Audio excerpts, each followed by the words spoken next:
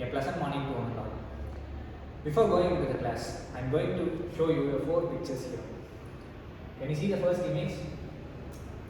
Yes, it is water flowing out of a hose. Second image, a cannon is firing its bomb. Yes. Third image, a baseball player is hitting his home run. And fourth image, nothing but a golf player is hitting the ball into the ground. Okay. In these 4 images, what were the common thing you witnessed? So we can say there was an object which was initially pushed. In case of water, the pipe pressure, when it opened, it pushed the water out. In case of cannon, the burst allowed the bomb to move to the farther distance. And in case of baseball, the baseball player was hitting the ball with some force. And in case of golf, the golf player was hitting the ball with some force. Here, there was an initial push on the ball, on the cannon bomb, or in case of water. Once it starts moving, is there any force applied on it? No, there was no any force except gravity. So these were moving under the influence of gravity, and apart from that, there was no any force except the initial push or any force given. Such objects are called as projectiles, and we are going to see today's case.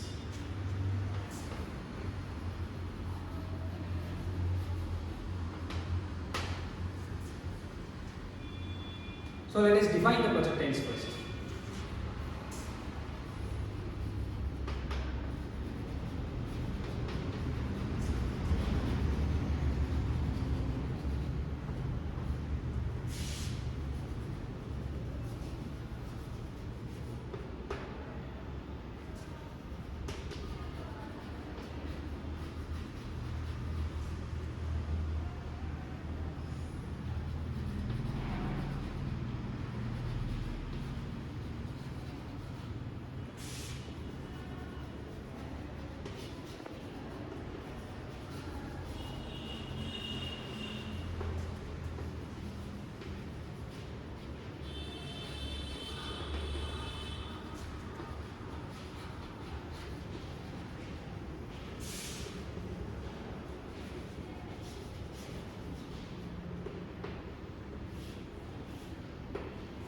So objects that are thrown are projected in the space and move only under the influence of gravity are called as projectiles.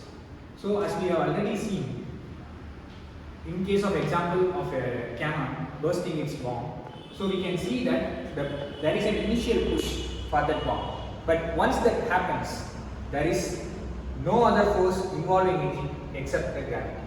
So due to gravity, as you can see in the image, the initial direction has to be in a straight line, but due to gravity, it is pulling it down, and making it into a curved path.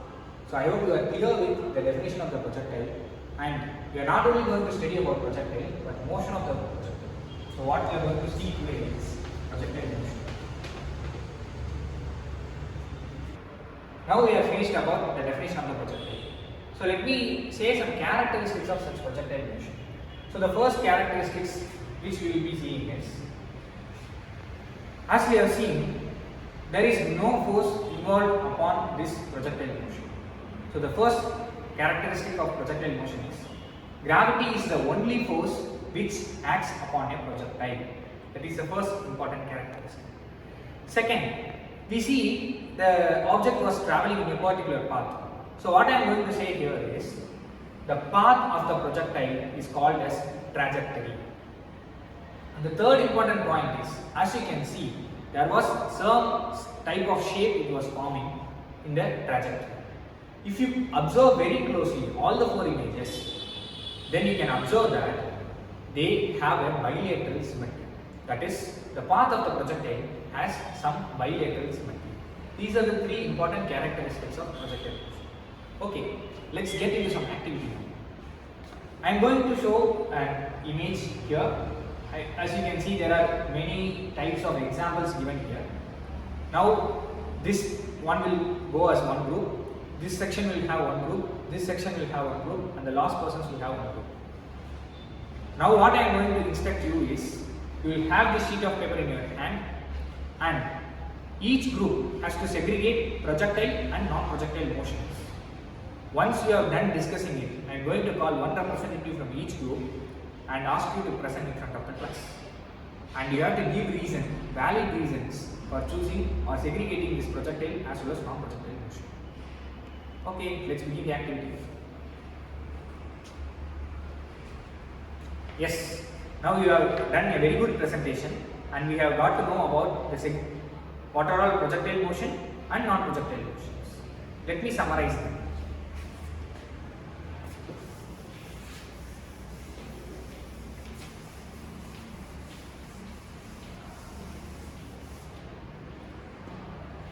As you were very correct, you were very correct with projectile motions. But the problem was, what are all the non-projectiles?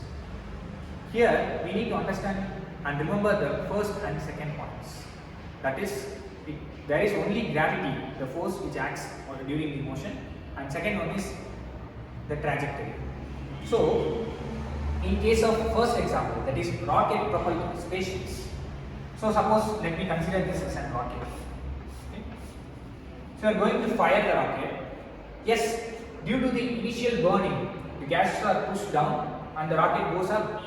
But this happens continuously. You have to remember this fact. Once the initial launch has taken place, again there are gases burning up, and the gases burning up will push the rocket up. So gas is burning down will release the gas down, and the rocket is pushed up. So you have to remember this fact. So due to this, the rocket sets into motion. Therefore, there is a constant force given to the rocket to push it towards upside. You can take many more examples like this. I will say all those: parachutes, helicopters, aeroplanes, cruise missiles, and yes, these are the ones which were given in the images. In all these cases, we could see there was an extra force which either derailed the motion or causes the projectile motion. So we cannot consider them as projectiles. For example, the person who is jumping out of a parachute. While he is descending down from the aeroplane, he is in a projectile motion. But once he releases the parachute, due to the air resistance, his speed is slowed down. So there is an extra force acting apart from gravity. Therefore, we cannot consider it as a projectile motion. So I hope you are clear with these projectiles and non-projectiles. Let me move on to the types of projectiles.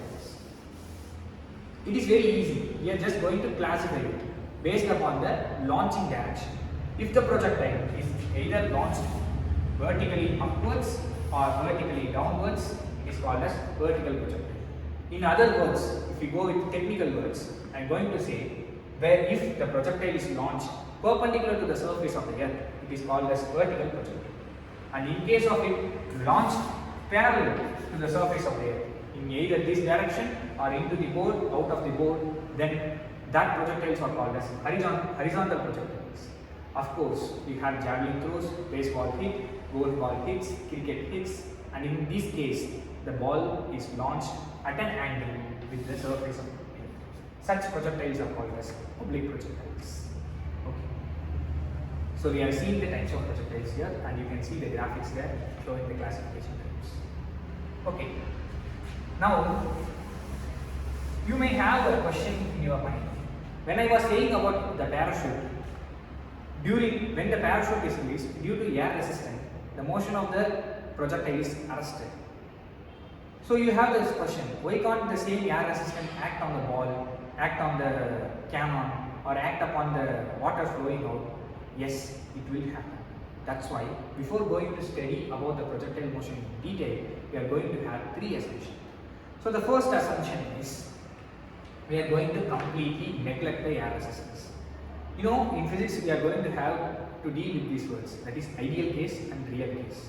Ideal case is, suppose you might have imagined or heard that this person is very honest, this person is very straightforward, and in reality, when you speak with that person, you may realize that he is not honest at all, he is not that much straightforward. So in physics we will say the person which is very perfect as ideal, and the person who is behaving in front of you is the real person. So here we are going to take an ideal case, that is, we are going to neglect all the air resistance there. Second, we are going to assume that gravity is constant throughout the surface of the earth, or in case where the projectile motion is happening, in that case the gravity, that is acceleration due to gravity, is constant. And third assumption is going to be a small mathematics trick. So you are familiar with graph, right? So let me mark the positive x and positive y axis. Let it be the origin, and I am going to take these x and y coordinates in meters. So let me mark as 1, 2, 3, 4 and 5.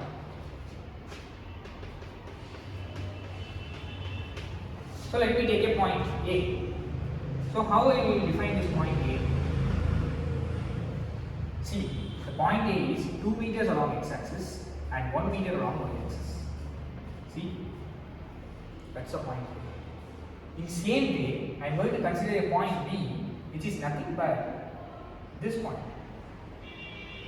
See, this is 3 meters along x-axis and 3 meters along y-axis. So how the projectile motion happens?